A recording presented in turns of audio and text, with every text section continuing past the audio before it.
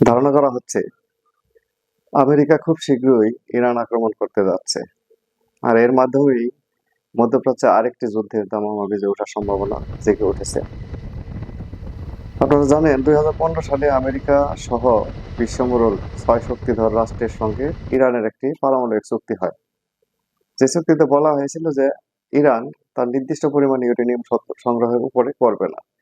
ইরানের উপর থেকে, যে কারণে ইরানের উপর থেকে সমস্ত প্রকার নিষেধাজ্ঞা উঠিয়ে নেওয়া হবে এবং ইরানের অর্থনীতি শক্তিশালী করার জন্য ছয় পরাশক্তি সহায়তা করবে। ঠিক ভালোভাবেই চলতেছিল, কিন্তু 2016 সালে ডোনাল্ড ট্রাম্প ক্ষমতায় আসার পর থেকে তার 1 বছর শেষ না হতেই সে পারমাণবিক চুক্তি থেকে এককভাবে বেরিয়ে যায় এবং ছয় পরাশক্তির কোনো পরাশক্তির সাথে, কোনো দেশের সাথে কোনো প্রকার কোনো ফয়সালা না করে সে এককভাবে চুক্তি থেকে বেরিয়ে যায়। বেরিয়ে যাওয়ার পরে নানান ধরনের আপনার নিষেধাজ্ঞা জারি করে, অর্থনৈতিক নিষেধাজ্ঞা এবং তেল বিক্রির উপর নিষেধাজ্ঞা সহ শুরু করে তারপর আমেরিকান পেট্রোলার ইউজ করতে পারবে না, না নিষেধাজ্ঞায় জর্জরিত করে ফেলার চেষ্টা করা হয় ইরানকে।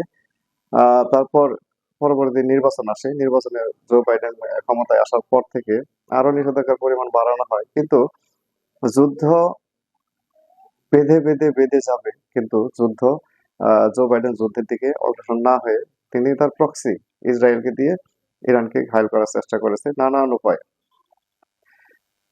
সেক্ষেত্রে ইরানও চেষ্টা করছে তাদের প্রক্সি দিয়ে সেটা প্রতিরোধ করার জন্য। এইভাবে চলতে চলতে চলতে চলতে এখন এখন আবার ডোনাল্ড ট্রাম্প ক্ষমতায় আসার পর থেকে আবারও একটা উত্তেজনাকর পরিস্থিতি সৃষ্টি হয়েছে, যা বিশ্বকে একেবারে দাঁড়িয়ে দিয়েছে। যে কোনো মুহূর্তে যুদ্ধ বেঁধে যেতে পারে। ডোনাল্ড ট্রাম্পের শর্ত, যদি 2 মাসের মধ্যে ইরান আলোচনার টেবিলে না আসে তাহলে বোমা মেরে ইরানকে উড়িয়ে দেওয়া হবে, এবং এমনও ঘোষণা দেওয়া হয়েছে যে এমন হামলা করা হবে যা ইরান কখনো দেখেইনি।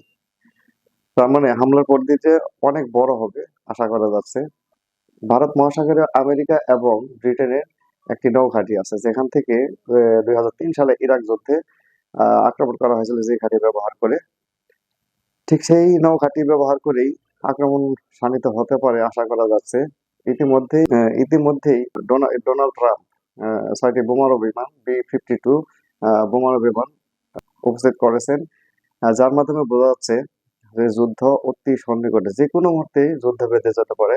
এই B-52 বোমারু বিমান 30 টন পর্যন্ত ওজনে বোমা বহন করতে পারে, অর্থাৎ 30 টনের একটা বোমা বহন করতে সক্ষম এবং পারমাণবিক বোমাও বহন করতে সক্ষম।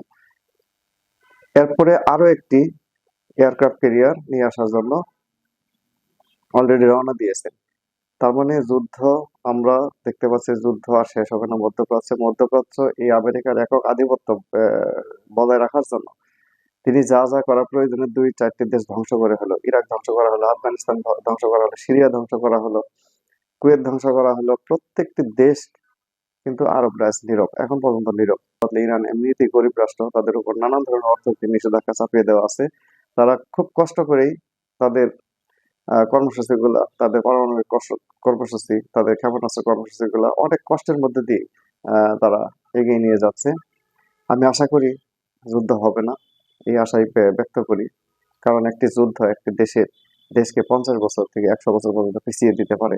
এই যুদ্ধ যাতে আর দীর্ঘায়িত না হয়, এই যুদ্ধ যাতে নতুন করে আর না বাধে, সেই আশাই ব্যক্ত করে আমি আমার আজকের ভিডিওটি শেষ করছি। সবাইকে ধন্যবাদ। আসসালামু আলাইকুম।